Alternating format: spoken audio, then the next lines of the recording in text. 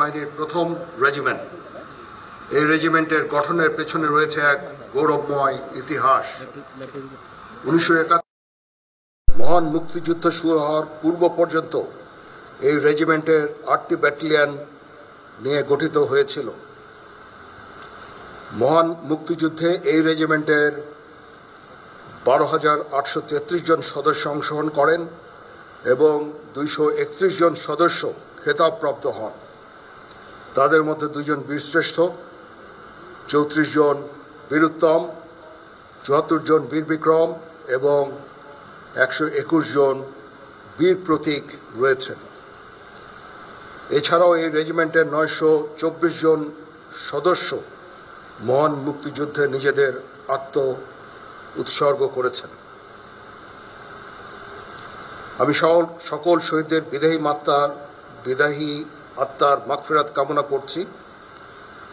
পদাতিক বাহিনীর সবচেয়ে পুরানো এবং ঐতিহ্যবাহী ইস্ট বেঙ্গল রেজিমেন্টের কর্নেল অব দ্য রেজিমেন্ট হিসাবে দায়িত্ব নিতে পেরে আমি অত্যন্ত গর্বিত। আজকের এই প্যারেড অত্যন্ত মনোমুগ্ধকর হয়েছে। আমি প্যারেডের সাথে সংশ্লিষ্ট সকলকে আন্তরিক ধন্যবাদ জানাচ্ছি।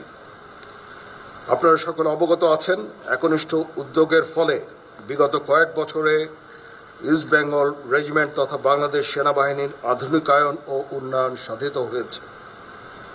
এর মধ্যে নতুন নতুন ইউনিট প্রতিষ্ঠা, আধুনিক অস্ত্র এবং সরঞ্জামাদি সহ বহু উন্নয়ন ও কল্যাণমূলক কার্যক্রম অন্তর্ভুক্ত রয়েছে। আমি কর্নেল অব দ্য রেজিমেন্ট হিসাবে ইস্ট বেঙ্গল রেজিমেন্টের আভিযানিক সক্ষমতা ও যুদ্ধ উপযুক্ততা বৃদ্ধির চলমান প্রক্রিয়াকে আরও বেগবান করব ইনশাআল্লাহ। যুদ্ধোপযোগী এবং আধুনিক প্রযুক্তির যে কোনো প্রয়োজনীয় যুদ্ধাস্ত্র সরঞ্জাম যোগান দেওয়ার ব্যাপারে আমি সর্বদা সচেষ্ট থাকব। ইতিমধ্যে আমরা ইন্ডিজিনিয়াস ডিফেন্স ইন্ডাস্ট্রি তৈরির কার্যক্রম শুরু করেছি, যা আমাদের সক্ষমতাকে অনেকাংশে বৃদ্ধি করবে। কর্নেল অব দ্য রেজিমেন্ট হিসাবে ইস্ট বেঙ্গল রেজিমেন্টের প্রতিটি সদস্যকে পেশাদার ও সুপ্রশিক্ষিত হিসাবে গড়ে তুলতে আমি বদ্ধপরিকর।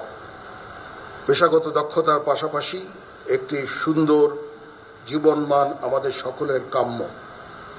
আমি যে কোনো কল্যাণমুখী কার্যক্রম বাস্তবায়নের জন্য সর্বদা সচেষ্ট থাকব।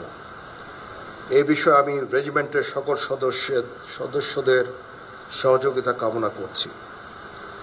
আমি আশা করব ইস্ট বেঙ্গল রেজিমেন্টের প্রতিটি সদস্য তাদের উপর অর্পিত দায়িত্ব সর্বোচ্চ শৃঙ্খলা, পেশাদারিত্বর সাথে পালন করবে। এই রেজিমেন্টের প্রতিটি সদস্য দেশের যে কোনো প্রয়োজনে স্বতঃস্ফূর্তভাবে দায়িত্ব পালন করবে, প্রয়োজনে নিজের জীবন বিসর্জন দিতে সর্বদা প্রস্তুত থাকবে।